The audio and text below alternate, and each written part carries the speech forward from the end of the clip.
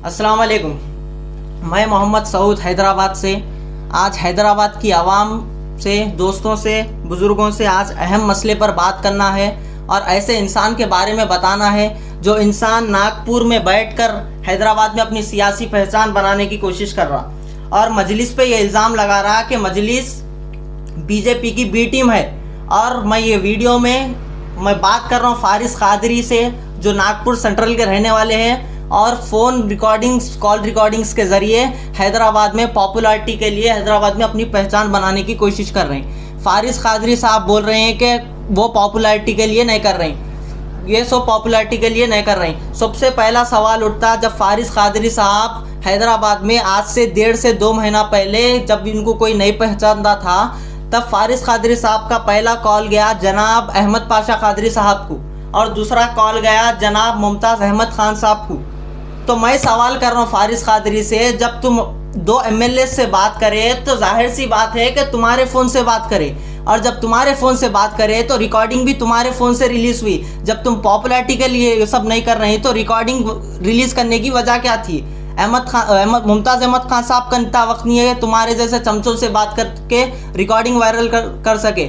और अहमद पाशा कादरी साहब तो बेचारे सोशल मीडिया की दुनिया से कोसों दूर रहते, और तुम हैदराबाद में अलग अलग लीडर्स को, मजलिस के लीडर्स को कॉल करके सवाल कर रहे हैं कि नागपुर सेंट्रल का इलेक्शन 2019 महाराष्ट्र में MIM बीजेपी की बी टीम है बोल के इल्ज़ाम लगा रहे हैं, जो मैं नाकाम करने वाला हूं और प्रूफ कर रहा हूं ये वीडियो में कि MIM बीजेपी की बी टीम नहीं है। तुम नागपुर सेंट्रल की बात कर रहे हैं। नागपुर सेंट्रल में MIM के कैंडिडेट का नाम है अब्दुल शरीफ पटेल साहब, जो 8,500 वोट लिए, और बीजेपी कैंडिडेट का, बीजेपी वहां से जीती। बीजेपी कैंडिडेट का नाम है विकास शंकर राव साहब, 75,692 वोट्स, और कांग्रेस को मिले 71,684 वोट्स।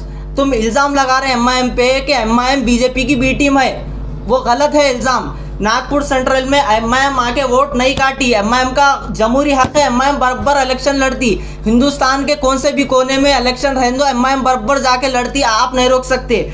और रहा मसला नागपुर सेंट्रल इलेक्शन का, नागपुर सेंट्रल इलेक्शन में इंडिपेंडेंट कैंडिडेट्स बीजेपी की बी टीम का किरदार निभाए।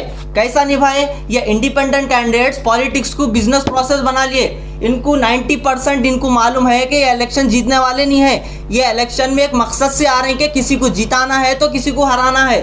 पहले नॉमिनेशन फाइल डाल रही, 4 दिन कैंपेनिंग कर रही, नाटक कर रही, चौथे दिन अपोजिशन पार्टी से पैसा खा के टिकट विड्रॉ करा ले रही, फिर अपोजिशन पार्टी जैसे बीजेपी है, नेशनल पार्टी है, उन लोगों को फायदा पहुंचा रही।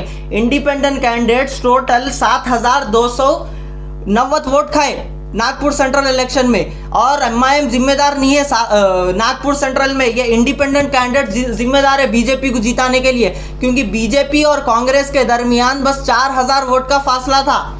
तुम हर किसी से सवाल कर रहे हैं नागपुर सेंट्रल में बीजेपी की बी टीम MIM है। MIM नहीं है बीजेपी की बी टीम, MIM की बी टीम पूरे इंडिपेंडेंट कैंडिडेट्स है। और तुम सिर्फ नागपुर सेंट्रल की बात कर रहे हैं, मैं तुम्हारा पूरा महाराष्ट्र का दौरा कराता हूँ इलेक्शन का। नंदुरबार में बीजेपी को मिले 1,21,000 वोट, और कांग्रेस को मिले, कांग्रेस उदय सिंह साहब को मिले 51,000 वोट्स। इधर तो MIM भी नहीं थी, फिर 70,000 वोट का कैसा फैसला आ गया? बीजेपी 70,000 वोट से जीत गई, MIM भी नहीं थी।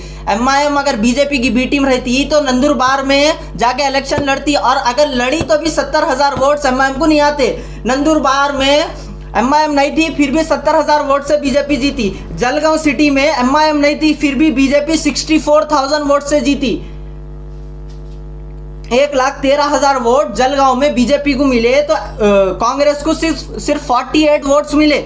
64,000 वोट से बीजेपी जीती। और सेम अलकोट कॉन्स्टिट्यूंसी में बीजेपी को 1,19,430 वोट मिले, वहीं कांग्रेस को 82,000 वोट्स मिले सिर्फ। यहाँ पर भी MIM नहीं थी, तो इधर बीजेपी कैसा जीती? 36,000 वोट्स का फासला था। नंदुरबार में, जलगांव में, अलकोट में MIM नहीं थी, तो बीजेपी उधर कैसा जीती? और नएगांव भी एक कॉन्स्टिट्यूंसी है, उधर बीजेपी को मिले 1,17,000 वोट, कांग्रेस को मिले 63,000 वोट। वहां पर MIM लड़ी, लेकिन MIM को कितने मिले? 955 वोट मिले। 955 वोट मिले, फिर भी बीजेपी 54,000 वोट्स की मेजोरिटी से जीती। इससे भी साबित हो रहा है इसमें भी एमआईएम बीजेपी की बी टीम नहीं है। नासिक ईस्ट का जो इलेक्शन था जबरदस्त इलेक्शन था, नासिक ईस्ट कॉन्स्टिट्यूंसी थी, इससे साबित हो रहा है कि कांग्रेस बीजेपी की बी टीम है, क्योंकि नेशनलिस्ट कांग्रेस पार्टी और इंडियन नेशनल कांग्रेस एक सिक्के के दो रुख है। ये दोनों क्या करे, नासिक ईस्ट में दोनों अलग अलग इलेक्शन लड़े। एक नेशनल कांग्रेस पार्टी को 74,000 वोट मिले, आईएनसी को 45,000 वोट मिले। अगर दोनों अलायंस कर लेते तो बीजेपी के लीडर राहुल को हरा के आज कांग्रेस की सरकार बना सकते थे। नासिक में सब साबित हो गया कि कांग्रेस ही बीजेपी की बी टीम है। और नांदेड़ नॉर्थ और नांदेड़ साउथ में दो कॉन्स्टिट्यूंसी में आज मुस्लिम एमएलए रहता था एमआईएम का। अब कांग्रेस की वजह से नांदेड़ नॉर्थ और नांदेड़ साउथ में कांग्रेस की वजह से एमआईएम का एमएलए गया। एमआईएम नांदेड़ में बीजेपी को 62,000 वोट्स मिले, कांग्रेस को 50,000 मिले। और एमआईएम के नांदेड़ नॉर्थ के कैंडिडेट फेरोज लाला को 20,000 वोट मिले, 40,000 वोट मिले। 20,000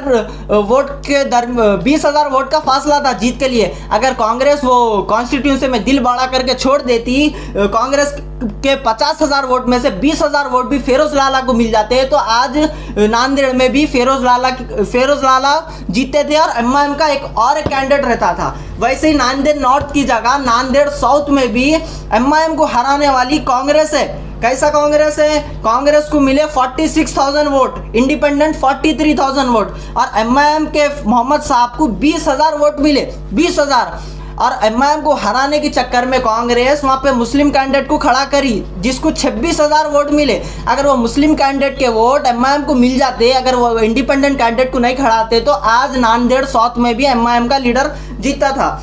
और बाइकुल्ला इलेक्शन में भी एमआईएम को हराने में कांग्रेस का हाथ है। बीजेपी की बी टीम कांग्रेस है। महाराष्ट्र के इलेक्शन में शिवसेना को 51,000 वोट्स मिले बाइकुल्ला में, एमआईएम को 31,000 वोट मिले वारिस पठान खान साहब को, और कांग्रेस को कितने मिला? 24। अगर बाइकुल्ला में कांग्रेस नहीं आती, दिल बड़ा करती, छोड़ देती असेंबली सीट, तो आज वहां भी वारिस पठान साहब एमएलए रहते थे। और ये मैं नहीं बोल रहा हूँ, elections in India the offence of Indian democracy की रिपोर्ट है, आप जाके चक्कर ले सकते। और जो नागपुर सेंट्रल में जो कांग्रेस के बंटी बाबा शिल्के जो कैंडिडेट थे, जिसके हार की गम में तुम मजलिस पे इल्जाम लगा रहे हैं कि मजलिस बी टीम है बीजेपी की, उसके ऊपर 36 क्रिमिनल केस है, 36 क्रिमिनल केस। और कैसे criminal case? IPC section 506, section 394, section 324, section 188, section 143, section 294, section 147, 149,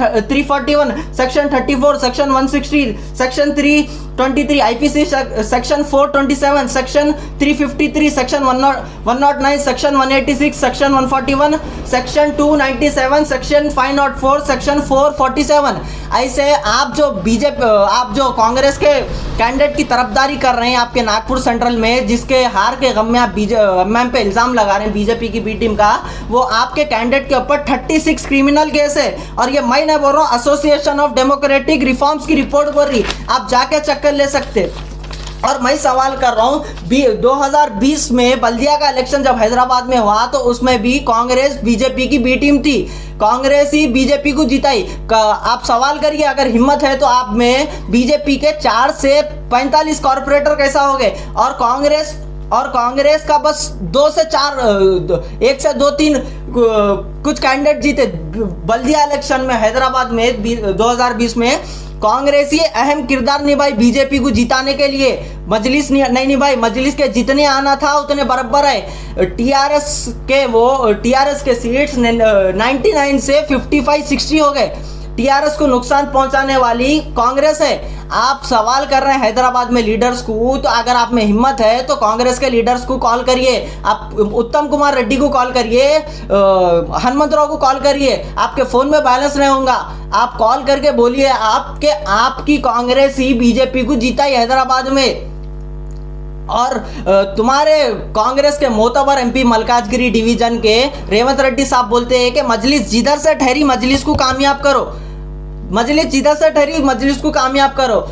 तो गुरु को कोई दिक्कत नहीं है, तो तुम जैसे चेलों को परेशानी क्या है? अगर आप में हिम्मत है तो करो, कांग्रेस के लीडर्स को फोन कॉल रिकॉर्डिंग वायरल करो, सोशल मीडिया पे डालो, किधर डालते डाल लो, सवाल करो कि 2020 के इलेक्शन में हैदराबाद में टीआरएस को हराने वाली कांग्रेस है। और मैं आपको दावत दे रहा हूँ, आप आइए हैदराबाद को। आप कब तक बैठ के, जब सियासत में कदम रख लिए तो मैदान में भी उतरिए, आप वक्त निकालिए। मैं दावत दे रहा हूँ आपको, आइए हैदराबाद, आके रूबरू बैठ के बात करिए, तहकीक करिए। आप किधर आ रहे हैं बोलो, हैदराबाद में नामपल्ली पे बोले नामपल्ली, सिकंदराबाद बोले सिकंदराबाद, आपको वहाँ से बग्गी पे बिठा के मैं दारुसलाम को ले लेके जाता हूँ। आप बैठ के सवाल करो रूबरू। असद साहब 11 से 2 बजे तक बैठते पब्लिक के सामने। पूरे ऐवान पार्लियामेंट में एक वाहिद MP है जो गरीबों के लिए, हक के लिए हमेशा लड़ता और बेबाकी से अकेले दारुसलाम में बैठता। आप आइए दारुसलाम को, आइए, आके सवाल करिए, फिर मैं आपको दारुसलाम के दौरे के बाद पूरा शहर घुमाता हूँ। और वो कई सालों से जो चमचों का नारा है ना, आखिर मजलिस क्या करी, आप देखिए हैदराबाद आके, आप खुद बोलना कि मजलिस क्या क्या करी। मैं आपको बताता हूँ मजलिस के कारनामे। आप चलिए, पूरा मायना करिए। जिंदगी के तो अहम पहलू है, एक है हेल्थ और एक एजुकेशन। जनाब अकबरुद्दीन अवैसी साहब की जानिब से पूरे हैदराबाद में फ्री तालीम इदारे कायम है, जिसमें हज़ारों की अफराद में, हज़ारों की तादाद में बच्चे फ्री तालीम हासिल कर रहे हैं। और जनाब अहमद बिन अब्दुल्ला बलाला साहब की जानिब से मलकपेट डिवीज़न में फ्री, हर थोड़े दिन को free medical camp, free eye checkup camps है। हैदराबाद में गरीबों के लिए एजुकेशन फ्री हो गया। अगर आप में हिम्मत है तो कांग्रेस को फ़ोन करिए और बोलिए मजलिस की जानिब से हैदराबाद में एजुकेशन फ्री है, तालीम फ्री है गरीब बच्चों के लिए। कांग्रेस क्या करिए, आप सवाल करिए। हिम्मत है तो आप कांग्रेस से सवाल करिए। और आपसे कोई फोन पे बात करता तो आप थोड़ी देर का बात करके फोन काट देते। आप में हिम्मत है तो फोन पे बात करिए, रूबरू आइए। कब तक आप नागपुर में बैठ के उतनी दूर, आप जिंदगी में कभी 4 मीनार नहीं देखे होंगे। आप हैदराबाद के मसले पे सियासी पहचान बनाने की कोशिश कर रहे हैं। आप हैदराबाद आइए, आगे बात करिए, मैं आपको पूरा हैदराबाद घुमाता हूँ। और आप जब भी आप कोई हम कॉल करें आपको, तो आप बोल देते हैं इमाम के मुरीद। ये हमारे वास्ते फ़ख्र की बात है, क्योंकि मुरीद जिद्दोजहद मेहनत से अपने मकाम मकसूद तक पहुँच जाता। और तुम जैसे चमचे ज़िंदगी गुजर जाती चमचागिरी करने में, लेकिन अपना मुकाम नहीं बना सकते तुम। तो जो तुम मुरीद बोल रहे हैं, हमारे लिए फ़ख्र की बात है, क्योंकि हम ऐसे जमात के चाहने वाले हैं। देखिए, मुरीद का सियासत में मुरीद से मुराद है फॉलोवर, चाहने वाले, मानने वाले। तो हम ऐसी जमात के मानने वाले हैं जो जमात रात दिन मजलूमों की आवाज़ बन के हिंदुस्तान में उभर रही। ये लॉकडाउन नहीं, लॉकडाउन और ये तूफानी बारिश तो बहाना था। मजलिस का हर एक कारकुन आधी रात को गरीबों की मदद के लिए हाजिर है। और मैं वैसी सदर की लश्कर में हूँ। मेरा सदर ऐवान पार्लियामेंट में अकेला हक की आवाज़ को बुलंद करता है। कई सारे मसले, ट्रिपल तलाक है, NRC NPR है, मॉब लिंचिंग है, बाबरी मस्जिद है, लव जिहाद है, ऐसे कई मसलों पर defence minister, finance minister, health minister, education minister, prime minister, इन सबके सामने ठहर के बेबाकी से बयान करना मजाक दिल लगी नहीं है। तुम्हारे जैसा ये फेसबुक व्हाट्सएप पे बात करना और पार्लियामेंट में बात रखना में ज़मीन आसमान का फ़र्क है। आप समझिए, हैदराबाद को आइए, आके सवालात करिए। अगर आप में हिम्मत है तो कांग्रेस से सवालात करिए कि 2020 में बीजेपी को जिताने वाली कौन है। बीजेपी 4 से 40-45 कैसा जीत गई, आप सवाल करिए, हिम्मत है तो। और मैं जब आपको महाराष्ट्र 2019 का इलेक्शन का जो पूरा सर्वे रिपोर्ट बताया, फाइनेंशियल एक्सप्रेस की रिपोर्ट है, आप जाके चक्कर लीजिए। और जो मैं 2-3 कॉन्स्टिट्यूंसी आपको बताया जिसमें MIM थी भी नहीं, फिर भी 70,000 वोट, 80,000 वोट, 60,000 वोट से बीजेपी जीती। तो ये कॉन्स्टिट्यूंसी में बीजेपी कैसा जीती, सवाल का जवाब दीजिए। मेरे को मालूम है कि ये वीडियो आप तक बराबर पहुंचने वाली है। आप वीडियो को देख लीजिए, तहकीक करिए, मालूम करिए, मेरे को जवाब दीजिए। आप अगर आप जवाब नहीं दे सकेंगे तो हैदराबाद के आवाम यकीन भी कर लेंगे कि फारिस कादरी एक कांग्रेस का बिकाऊ चमचा है। आपका जवाब किसी भी हाल में होना, आपके हर सवाल का जवाब मैं दिया। आप नागपुर सेंट्रल के इलेक्शन की बात करें, मैं पूरा महाराष्ट्र का इलेक्शन का चिट्टा निकाल के आपके सामने रख दिया। कई तरीके से कौन से आप प्रूफ ही नहीं दे सकते। मैं बीजेपी की बी टीम है। और आप जो सवाल कर रहे हैं सेक्रेटरीट की मस्जिदों का, बिल्कुल करिए, हक है हमारा, हमारे भी तकलीफ है। अगर आपको वाकई मस्जिदों की शहादत का दुख है, तकलीफ है, तो बाबरी मस्जिद के फैसले के टाइम तुम्हारे फोन में बैलेंस हो गया था। कांग्रेस के लीडर से सवाल कहीं को नहीं करते। बाबरी मस्जिद की शहादत में कांग्रेस के बड़े बड़े लीडर्स का अहम किरदार है। अगर तुम्हारे में हिम्मत है तो कांग्रेस के लीडर्स को कॉल करो और पूछो बाबरी मस्जिद कैसा शहीद हुई। यह सियासत है, हैदराबाद है। हैदराबाद में आप आइए, आके आप में हिम्मत है तो आप, मैं दावत दे रहा हूँ आपको, आओ हैदराबाद, आके देखिए, मजलिस का काम देखिए, मजलिस क्या करी, कांग्रेस क्या करी। और जो ये अफवाह फैली हुई है कि फारिस कादरी को फारिस कादरी हैदराबाद में आने से डर रही, फारिस कादरी को लोग मार देने वाले हैं, फारिस कादरी के ताक में हैदराबाद के लोग, ये सब साजिश है, हमारी ओल्ड सिटी को बदनाम करने की साजिश है। हैदराबाद के लोग खुलूस मोहब्बत के लोग हैं, वो सब बातें हैं। वो हैदराबाद के लोग खुलूस मोहब्बत के लोग हैं। हमारी मेहमान नवाजी पूरे दुनिया में मशहूर है। आप बेझिझक अकेले आ सकते हैं, आप हैदराबाद को आइए, पूरा मायना करिए, दारुसलाम चलिए, सवालात किससे करते करिए, मजलिस का काम देखिए, क्या करते आप करिए। लेकिन बार बार मैं ये बोल रहा हूँ कि आप तक ये वीडियो पहुंचने वाला है। आप नागपुर सेंट्रल की बात करें, मैं पूरा महाराष्ट्र का इलेक्शन आपके सामने लाके रख दिया। जिधर एमआईएम नहीं थी उधर फिर भी 70,000 80,000 वोट से बीजेपी जीती। कैसा जीती है मेरा सवाल है। और नांदेड़ नॉर्थ, नांदेड़ साउथ में एमआईएम को हराने वाली कांग्रेस है, बीजेपी की बी टीम। ये भी सवाल है। आप वीडियो देखिए, तहकीक करिए, मालूम करिए, सोचिए, समझिए, जवाब दीजिए। मैं जवाब का मुंतजिर हूँ। आप नागपुर सेंट्रल की एक सवाल करें, मैं जिसका जवाब दे दिया। सेक्रेटरीट के मस्जिदों का सवाल करें, मैं उसका भी जवाब दे दिया। लेकिन इसमें 8 से 10 मेरे सवालात है